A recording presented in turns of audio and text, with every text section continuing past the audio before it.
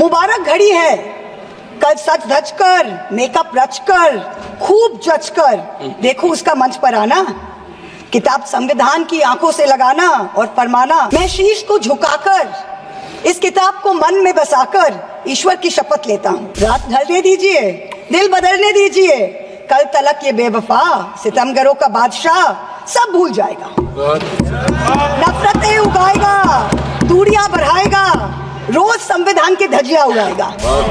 मगर जो आज महफिल सजी है यही मानती है कि हीरो वही है। मुबारक घड़ी है। To every chief justice of India past and present I say this, yours is not to worry about your personal legacy, yours is not to take directions from God, yours is not to have a private family function turned into a televised circus with the political executive. सब ताज उछाले जाएंगे, सब तख्त गिराए जाएंगे, बस नाम रहेगा संविधान का। महुआ मोहित्रा जी। Thank you, Madam Chairperson. Thank you, Madam Chairperson. Just onset, I have 18 minutes of allotted time by my party. Honorable Chairperson, sir, Madam, I stand today on behalf of my party, the All India Trinamool Congress, to speak on the 75th anniversary of our Constitution. A Constitution that is not merely a book, but indeed the life and the soul of our nation. Almost 75 years ago to the day, on the 25th of November 1949, Baba Saheb Ambedkar reminded us we must observe the caution which John Stuart Mill has given to all who are interested in the maintenance of democracy, namely, not to lay their liberties at the foot of even a great man or to trust him with powers which enable him to subvert their institutions. This nation was made by great men and women, but the real challenge before us today is ensuring that no one man should believe he's greater than the nation and that he is above the principles of the Constitution. Today, as I stand to participate in this historic debate, let me start with a short yet very apt nazm by the poet Dr. Hilal Farid. I trust the truth and the irony in his words will not be lost on anyone. मुबारक घड़ी है, कल सच धज कर, makeup रच कर, खूब जच कर देखो उसका मंच पर आना, किताब संविधान की आंखों से लगाना और फरमाना, मैं शीश को झुकाकर इस किताब को मन में बसाकर ईश्वर की शपथ लेता हूँ।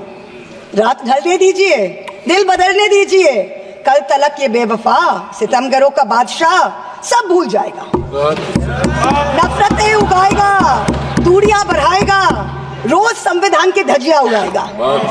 मगर जो आज महफिल सजी है यही मानती है कि हीरो वही है। मुबारक घड़ी है। For the past 10 years, a very large number of people in this country have felt that Samvidhan khatre mein hai. Our constitution is in danger. As responsible public representatives, it is imperative that we actually put this to the test and check if this is just fear-mongering by us, as the ruling party would have us believe, or indeed is the constitution framework imperiled. As Professor Tarun Khaitan explains, there are three broad tests to check if the political executive is constitutionally accountable. Three checks for the country to remain democratic over time. So let's see how our country is faring on these three checks. The first is direct electoral accountability to the people. The second, there is accountability to the judiciary and other fourth branch institutions. And third, there is accountability rendered by the media and civil society as watchdogs of the citizenry at large. The ruling party has the right to influence policies over a large range of matters. You cannot take away that prerogative, but it cannot usurp power in a way that kills constitutional rights for the rest of us. This government, this ruling party, when confronted with this charge, uses only one defense. What about Mrs. Gandhi's emergency? Yes, that was a full frontal attack on democracy. No question about that. But we saw it for what it was. This government's modus operandi has been indirect and creeping, an incremental systemic assault for the past 10 years. The Modi government has consistently sought to erase the distinction between the party and the state by undermining and capturing all the mechanisms that seek executive accountability. It is killing our constitution by 1,000 cuts. I'm going to point out a few of the particularly bloody cuts. In the first test, democracies seek electoral accountability from the political executive.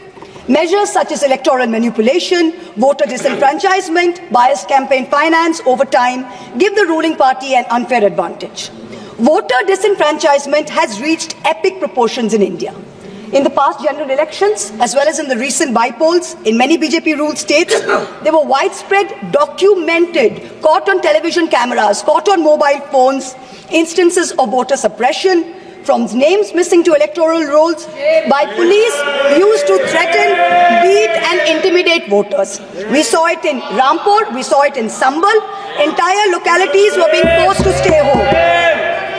Another aspect is the largely targeted exclusion of a hated minority by a prejudiced majoritarian state, creating a whole section of second-class citizens whose rights are less equal than others.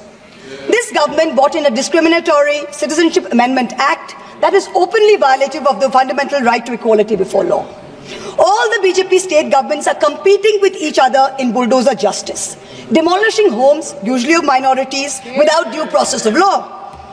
I had to go to the Supreme Court to get a stay on the unconstitutional order of the UP government, demanding that minorities, that Muslims, put identifying markers on their eateries in shops during the Kawar Yatra. This is blatantly a violative of Article 15. Let us move on to campaign finance now. In 2014, both the BJP and the Congress were held liable for illegally accepting foreign contributions. In response, this government retrospectively amended the Foreign Contribution Regulatory Act, FCRA 2010, to narrow the definition of a foreign company and thereby remove the illegality with retrospective effect. This was done surreptitiously. The Act of 2010 was not amended by a separate bill. It was done via clauses slipped into the Finance Act 2016 and the Finance Act 2018. The amendments not only legalized foreign funding of political parties, they also created a new funding vehicle called electoral bonds. In 2017-18, the BJP got 97.7% of funds that were legalized by surreptitious changes to the campaign finance laws. When the electoral bond numbers came out earlier this year, we saw that the BJP had between 54 and 57% of the total amount raised in the past 6 years. This kind of unfair advantage for the BJP in campaign finance has created a very skewed playing field for the opposition in recent years. There's no denying this. The use of the government funds to promote BJP and to promote Modi ji's political branding in the run-up to the elections, Modi ji ki guarantee, Modi ji ka parivar, creates a media blitzkrieg that few smaller parties can match. For a free and fair electoral process, a neutral referee is necessary. So in addition to electoral accountability, our constitution lays down a second check of institutional accountability, where the government is scrutinized by the judiciary and by various fourth branch institutions, such as the Election Commission, the Vigilance Commission, a human rights watchdog, an anti-corruption body. The appointment mechanism of these fourth branch institutions, along with their functional autonomy, is what keeps them independent. What has this government done? This government willfully defied the spirit of the Supreme Court ruling on the Election Commission's independence by replacing the Chief Justice of India on the selection committee with a government-appointed minister. So you have a 2-to-1 majority. Prior to Modi ji becoming Prime Minister, how often did we hear of an election commissioner not filling their full term? Ever since this government has come in, 2 election commissioners have inexplicably quit before their terms have ended. The 2024 elections saw egregious violations of the Model Code of Conduct by the BJP, and specifically by the Prime Minister, which an eager and compliant commission blatantly ignored. But even the smallest violation by an opposition party saw the ECI taking prompt, stringent action. For free and fair elections, just like justice must not only be done, but must also be seen to be done. So public trust and democracy has to be restored by this election commission. We've jokingly started calling it the Modi ji Code of Conduct. Other institutional bodies have been similarly compromised. Appointments to the National Human Rights Commission have been widely criticized, especially of Justice Arun Mishra and others close to the establishment. This is a judge who, while in office, he praised on Modi ji, calling him an international visionary who thought globally and acted locally.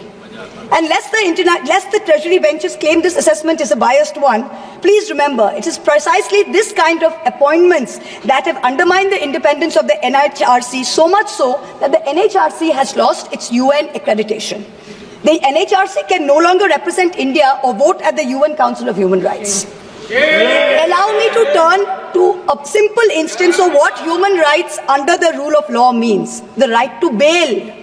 The erstwhile outgoing Chief Justice of India waxed eloquent recently about how the right to bail has been granted during his tenure for all.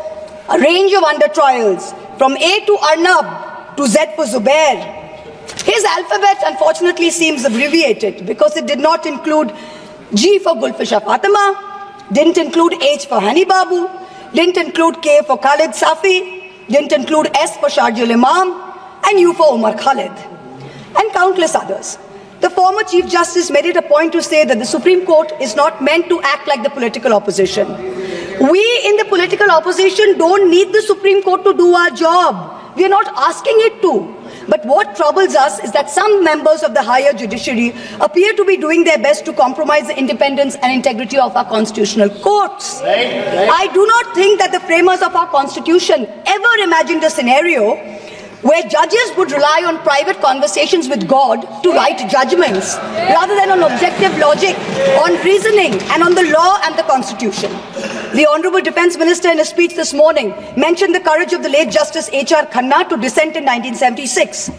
May I remind everyone that Justice Khanna lived for 32 years after 1976 under a largely Congress regime, long enough to write his autobiography, which the minister quoted from. Unlike poor Justice Lohia, who's resting in peace long before his time. Delays in filling vacancies in the Central Information Commission is denying citizens their right to information. Currently, the CIC has only 3 commissioners, including the chief, instead of the mandated 10, and has 22,000 pending appeals filed by people against the denial of information by this government. The third dimension of executive accountability is discursive accountability. Citizens in a democracy expect their government to be able to justify their actions by way of public discourse with civil society. This government on a daily basis is pursuing unconstitutional methods of restricting freedom of the press and freedom of speech. Its ill-conceived amendments to the IT rules to create fact-checking units was recently struck down by the Bombay High Court as being violative of Articles 14 and 19 of the Constitution. The latest UP police cases against fact-checker Mohammad Zubair, when the UP police is invoking de facto sedition against a fact-checker who is documenting hate speech. This is preposterous. I am one of the petitioners challenging the constitutionality of the sedition law, and the Supreme Court has very clearly stated that no coercive action will be taken on alleged sedition cases till the matter is decided. Yet the government doesn't stop. The Bharatiya Nyaya Samhita, which the ruling party brought in last year when most of the parliamentarians were suspended, they said we are dropping sedition, but you also replaced it with a far more draconian Section 152. There's also something else which we all need to think about. The BNS for the first time adds terrorism as a punishable offence and defines it as an act that intends to threaten the unity, integrity and security. So the crime of terrorism is no longer anchored in an actual act. It's anchored in an intent or a thought. This means that from now onwards, the parents of disappearing Kashmiris or disappearing Manipuris who are protesting peacefully in a park can be accused of being terrorists. What they do or do not do in that park while they assemble is besides the point. As long as a police officer is convinced that they have the intent to do something, they can be terrorists. This makes terrorism a thought crime. Madam Chairperson, this is closer to the letter and spirit of the dystopian reality in George Orwell's 1984 than it is to the Constitution of India. Let me turn to how the policy of 1,000 cuts has damaged our institutions. Institutions like the Enforcement Directorate and the CBI have turned into extortionist departments for the government. 14 political parties approached the Supreme Court against the coercive criminal actions of these two agencies. 95% of cases by these two agencies are against opposition politicians. Since 2014, 25 opposition leaders facing corruption have crossed over to the BJP. 23 of them have got reprieves. 3 cases are closed. 20 cases are stalled. For years, the CBI was used to put pressure on NDTV and its promoters via a bogus case. Now that the channel's been captured, it's been sanitized, CBI says that there was never any case to start with. Airports and large infrastructure have been captured by crony capitalists by similar misuse of the ED and the CBI. In a cooked-up case against me, the CBI is wasting precious time and resources looking for a scarf and lipstick that a friend gifted me. These actions have cost India the first ever human rights violation by the Interparliamentary Union in Geneva, the global body governing all national legislatures. After the abrogation of Article 370, there has been a flagrant crackdown of the constitutional rights of the people of Kashmir. Free speech and movement have been hampered. Passports cancelled without any pending cases. Never heard of it. Manipur, an integral part of the Union of India, seems to have a complete breakdown of constitutional machinery. The failure of governance is stark. The Union government under Article 355 of the Constitution is obligated to assist states in the maintenance of law and order. In May 2024, in the Supreme Court, Solicitor General stood up and said the violence is subsiding. Yet, horrifying incidents are happening every day. I petitioned the Supreme Court in the Manipur violence case. Senior Advocate Indira Jaisingh appeared for me. An expert committee was set up. But then after 27 or more hearings, there is no relief, there is no justice yet. Time constraints don't allow a more in-depth analysis, but it is crystal clear that this political executive of the past 10 years has systematically eroded democracy. It failed spectacularly on all three tests of constitutional accountability laid out by Professor Khaitan. Our constitution is bleeding from 1,000 cuts. Samvidhan khatre mein zarur hai. The need of this hour is to ensure that the idea of India survives in its purest form. This burden is heavier on some of us than on others. The judiciary and the media have a far greater responsibility in protecting our constitution than to normal citizens. History will not be kind to you, your lords and ladyships, if you falter. To every Chief Justice of India, past and present, I say this: yours is not to worry about your personal legacy. Yours is not to take directions from God. Yours is not to have a private family function turned into a televised circus with a political executive. The Constitution is your only God. The Constitution should be the only Atithi who should be in your home as your Deva. Attention-seeking divas do not leave legacies. Upholders and protectors of our basic sovereign rights will only be remembered. To the media, I say, you play a huge role in guaranteeing our democracy's survival. Live up to it. To taking a few liberties with Faiz Ahmed Faiz's immortal words, let me tell you. सब ताज उछाले जाएंगे, सब तख्त गिराए जाएंगे, बस नाम रहेगा संविधान का. In conclusion, I pay homage to the 17 women of India's Constituent Assembly who laid the path for all of us like me to stand here today. And I would like to remind us of Vijayalakshmi Pandit's words. Freedom is not for the timid. Protecting our constitution in these harrowing times requires courage. Let us rise to it. We will succeed. Jai Hind.